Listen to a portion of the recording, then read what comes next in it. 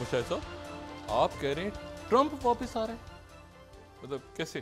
کیملا Harris کل interview جو ہے سی این این پہ تو بڑا پھسا انٹرویو تھا وہ تو. اچھا امریکن اسٹیبلشمنٹ اس کو ذرا آگے کرے کیونکہ وہ ٹرمپ کے خلاف ہیں. ٹرمپ پہلا امریکن صدر ہوگا جان ایف کینیڈی کے بعد جس کو بائی دا وے قتل کر دیا گیا تھا، ابھی تک پتہ نہیں کس نے مارا ہے.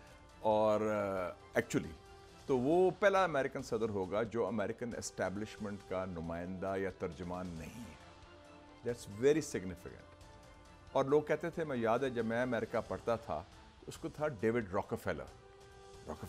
وہ کہتے تھے ہی is the de facto head of the American establishment, اور اگر وہ پریزیڈنٹ بن جائے تو اس کے لیے ڈیموشن ہوگا کیونکہ وہ اسٹیبلشمنٹ کا ہیڈ ہے.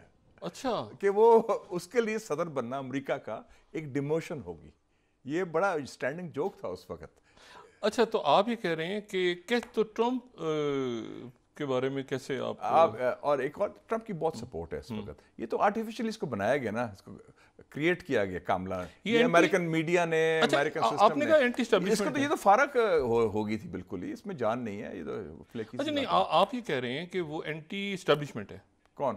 ٹرمپ. او بالکل ایبسولوٹلی. اس نے تو بےزتی کی تھی امریکن جنرلز کی کہ آپ فیل ہو گئے ہیں افغانستان میں. اس نے سی آئی اے کو کہا کہ آپ نالائق ہیں، آپ نے کیا کیا ہے افغانستان میں. وہ اس کی ایک امریکن پریزیڈنٹ جس کی جرت ہے کہ American military industrial complex. Doctor صاحب ہم اسٹیبلشمنٹ کی بڑی بات کرتے ہیں پاکستان میں، بلکہ اسٹیبلشمنٹ کا لفظ میں نے کوائن کیا تھا. میں مسلم کا ایڈیٹر تھا، جنرل ضیاء کا دور تھا، میں نے کوائن کر دیا دا اسٹیبلشمنٹ. اور وہ میں ہمیشہ لکھتا تھا، اور وہ میں نے شروع کیا تھا اسٹیبلشمنٹ کا یہ لفظ استعمال کرنا. دا مسلم جب میں ایڈیٹر تھا، آپ دیکھ لیں میری رائٹنگس تھے. اس کے بعد یہ بڑا پھر پاپولر ہو گیا. اب تو خیر ہر ایک کے منہ میں ہے. لیکن ایک بڑا انٹرسٹنگ بات ہوئی ہے، میں بتانا چاہتا ہوں آپ کو، کہ ایک امریکن جرنلسٹ ہے ٹکر کارلسن. اچھا ہاں، جن پہ بین میں لگا تھا، پوٹن کا انٹرویو کیا، جیسے آپ کو بھی ایک زمانے میں بین لگا تھا، اس کو بھی لگا تھا، ادھر بھی بین لگتے ہیں. اس کو نکال دیا تھا فاکس نیوز سے. تو اس نے اپنا چینل شروع کر دیا ہے، اور اس نے وہ ایڈوائزر ہے آج کل ٹرمپ کا. ٹرمپ نے پہلے فیصلہ کر رہا تھا کہ ایک کوئی اسٹیبلشمنٹ کا بندہ لے لوں، سینیٹر مارک روبیو ہے جیسے فلوریڈا کا، جو as a vice president candidate, اور جس نے پاکستان کے خلاف لیجسلیشن بھی دی. اس نے فون اس کو کہا کہ یہ نہ کرنا، تم ایسا بندہ، تم پریزیڈنٹ بن جاؤ گے، الیکٹ ہو جاؤ گے، تم بندہ لو تو تمہارے بھی ایکسٹریم ہو، کیونکہ اگر اسٹیبلشمنٹ کا بندہ لو گے تم. ٹکر کارلسن نے کہا، اور جو میں نے نیو یارک ٹائمز میں 17 جولائی کو پڑھا ہے اس کی issue.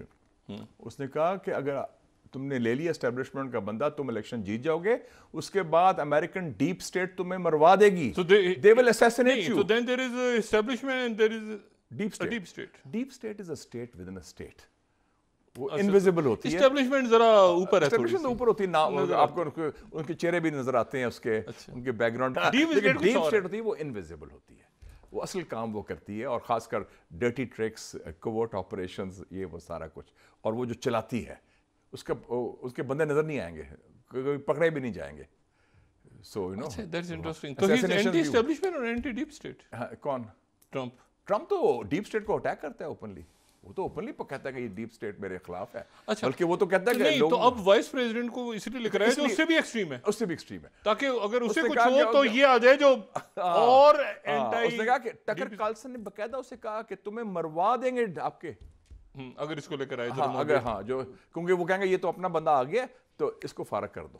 They will assassinate you. یہ 21ویں صدی میں امریکہ جو سب سے پرانی جمہوریت ہے، میں اس کی بات کر رہا ہوں، تھرڈ ورلڈ کی نہیں بات کر رہا. ہم کہتے ہیں نا اسٹیبلشمنٹ نے یہ کیا، پاکستان میں اسٹیبلشمنٹ نے وہ کیا. Establishment is everywhere doctor صاحب، and there is also a deep state. تو اب وہاں پہ ٹرمپ آ رہا ہے، آپ کہہ رہے ہیں؟ میں تو کہہ رہا ہوں ٹرمپ آ رہا ہے بالکل. اور ڈیپ اسٹیٹ نہیں چاہتی، then what will happen? اب وہ بڑا لکی ہے، سروائیوڈ این اسیسینیشن اٹمپٹ. نہیں کوئی مطلب دیکھیں ہنگامے ہوئے تھے، بڑا نہیں میں ابھی کی بات کر رہا ہوں، وہ تو پہلے کی بات. اچھا ٹرمپ ابھی، ہاں ٹرمپ کے جو ابھی اسیسینیشن نہیں ہوئی تھی اس کی، وہ تو بچ گیا تھا. تو یو تھنک کہ ڈیپ اسٹیٹ یا نہیں، میں نہیں یہ کہتا، لیکن سچویشن ایسی ہے، اور ہی از اے اسٹرانگ کینڈیڈیٹ، اور میرے خیال میں ڈبیٹ میں وہ اس کا تیا پانچا کر دے گا کاملا کا. اچھا، اور پریزیڈنٹ ہوگا جو ڈیپ اسٹیٹ. نا یہ بندہ ہے، وہ کہتا ہے نئی جنگیں نہ کریں، میک امریکہ گریٹ اگین. وہ یہ کہتا ہے کہ نارتھ کوریا کا لیڈر جو ہے the honourable Kim Jong Un سے میں بات کروں گا، پیس کروں گا، میں یوکرین کی جنگ ختم کروں گا، میں نئی جنگیں شروع نہیں کروں گا. میں نیٹو کو بھی ختم کر سکتا ہوں. پیوٹن ہاں پوٹن سے میں بات کروں گا. تو یہ تو اس کا مطلب ہے عالمی امن کے لیے تو بہتر ہے. یہ ہی از ناٹ اے وار مانگر. وہ جو امریکن ملٹری انڈسٹریل کمپلیکس ہے, جو امریکن اسٹیبلشمنٹ کا کور ہے, وہ تو ایک پرماننٹ وار مشین ہوگی نا, کہ ہر وقت جنگیں کرتے رہو. We can't afford it. اور اس کا ازالہ ہمیں دینا پڑتا ہے. ساتھ جو 20 سال جنگ کی انہوں نے افغانستان میں. اچھا یہ اگر فرض کریں کہ اچھا اس پہ تو بعد میں دیکھتے ہیں کہ بڑی عجیب سچویشن ڈیولپ ہو رئی ہے امریکہ میں بھی. اس کا مطلب ہے یہ جو امریکہ میں زیادہ پولرائزیشن پاکستان سے زیادہ ہے by the way, for your information.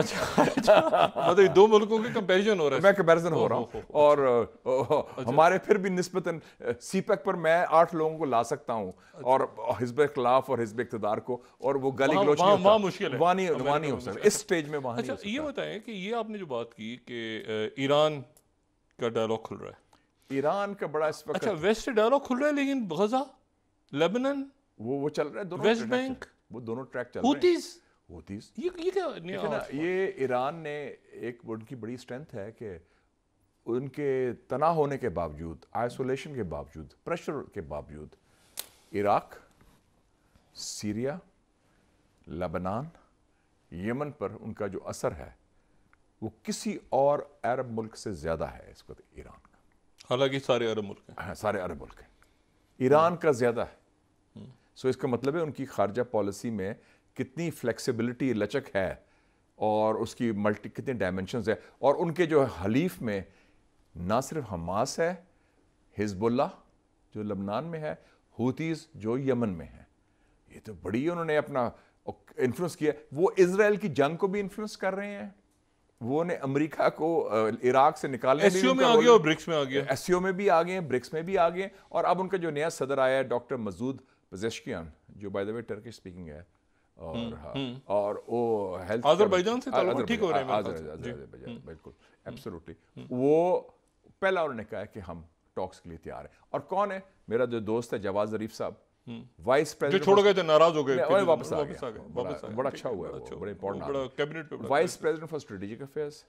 اس کا جو اسسٹنٹ تھا عباس ارکجی, وہ جنہوں نے نیگوشیٹ کیا تھا نیوکلیئر ایگریمنٹ امریکہ ساتھ, وہ وزیر خارجہ بن گیا, فارن منسٹر. تو یہ تو بڑی ٹیم, بڑی کلیئر. اور کل جو ریبر سے میٹنگ ہوئی ہے کیبنٹ کی, انہوں نے کہہ دیا ہے کہ جی ہم گرین لائٹ ٹاک سے سٹارٹ کریں فار نیوکلیئر. اچھا نہیں, مجھے آپ یہ بتائیں کہ ایک طرف ہو رہی ہے یہ جینوسائڈ, اور اس کا کوئی سیز فائر بھی نہیں ہے, اور یو این بھی نہیں, اور یہ پاز بھی ایسے ہی ہوگا, اور وہ جناب ادھر وہ سیٹلرز پہنچ گئے جناب مسجد اقصیٰ پہ جو ہوا ہے. تو درمیان میں یہ کیسے پاسبل ہوگا؟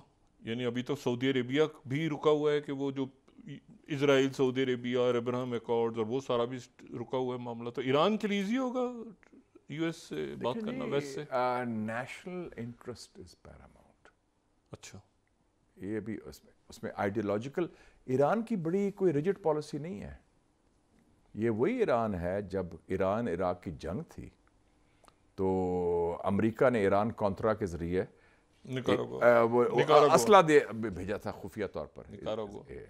رابرٹ میک فارلین خود گیا تھا تہران دسمبر 1986 میں, ایران کونترا, اور اس میں اسرائیل کا اسلحہ بھی آیا تھا. تو یہ جب نیشنل انٹرسٹ ہوتا ہے وہ پیراماؤنٹ ہوتا ہے. تو یہ ان کی حکمت بھی ہے, ان کی بصیرت بھی ہے, اور ان کی حقیقت پسندی بھی ہے. لیکن ان کا اصولی موقف قائم ہے فلسطین کے ساتھ. وہ کھڑے ہیں پوری طرح سپورٹ کر. سب سے زیادہ حماس کی سپورٹ کون کر رہا ہے؟ یہ اسلامی جہاد کی ایران کر رہا ہے. حزب اللہ کو 1 لاکھ راکٹ کس نے دیے ہیں؟ ایران نے دیے. ہوتیز کو اسلحہ کس نے دیا؟ ایران نے دیا. وہ اپنی جگہ ہے. تھوڑی دیر کے تھوڑا سا اور زوم آؤٹ کروں. اس پورے ٹرموائل میں, کیوس میں, یہ کہیں بیلٹ اینڈ روڈ چائنا کا ہے, بیلٹ اینڈ روڈ انیشیٹو, ادھر میانمار میں, ادھر بنگلہ دیش, ادھر یہ ایران, یہ مڈل ایسٹ کا ٹرموائل, ادھر وہ سودان میں لڑ رہے ہیں دونوں آپس میں جنرلز, ادھر لیبیا میں وہ پھر Khalifa Haftar. Belt and road initiative is going strong. ابھی کل میٹنگ ہوئی ہے بائیڈن کے national security adviser Jake Sullivan کی اور شی جن پنگ کی. انہوں نے کہا کہ بائیڈن نے اس کے کہا کہ بائیڈن کا پیغام ہے کہ ہاں کمپٹیشن کو ہم کانفلکٹ نہیں بنانا چاہتے. اور انہوں نے شی جن پنگ نے بھی کہا کہ ہم چاہتے ہیں کہ تعلقات دنیا کے لیے, اس خطے کے لیے اور ہمارے ممالک کے لیے بہتر ہوں. تو یہ میں کل سٹوری پڑھ رہا تھا کہ دنیا کے جو 64 ہائی ٹیک ایریاز ہیں اس میں سے 53 میں چائنا امریکہ سے حاوی ہو گیا ہے. اور ابھی اکانومسٹ کی سٹوری آئی تھی 15 جون کو, آپ نے دیکھی ہوگی, آپ خود بڑے پڑھے لکھے ہیں, پڑھتے بھی ہیں. China the scientific super power. انہوں نے کہا کہ the old science order dominated by Japan, U S A, U K, Europe is coming to an end. اور چائنا کے جو ٹاپ 10 سائنس ٹیکنالوجی کے ادارے ہیں اس میں سے 6 چائنا میں ہیں, اور نمبر 1 سائنس ٹیکنالوجی کی یونیورسٹی از چنگوا یونیورسٹی ان بیجنگ, جو ہاں بیجنگ آپ گئے بھی تھے ہم لوگ, اور جہاں وہ پریزیڈنٹ شی جن پنگ وہ شنگھائی ہاربر. اور اس کے علاوہ انہوں نے یہ بھی کہا ہے کہ 40% آف AI آرٹیفیشل انٹیلیجنس کے پیپرز چائنا پروڈیوس کر رہا ہے.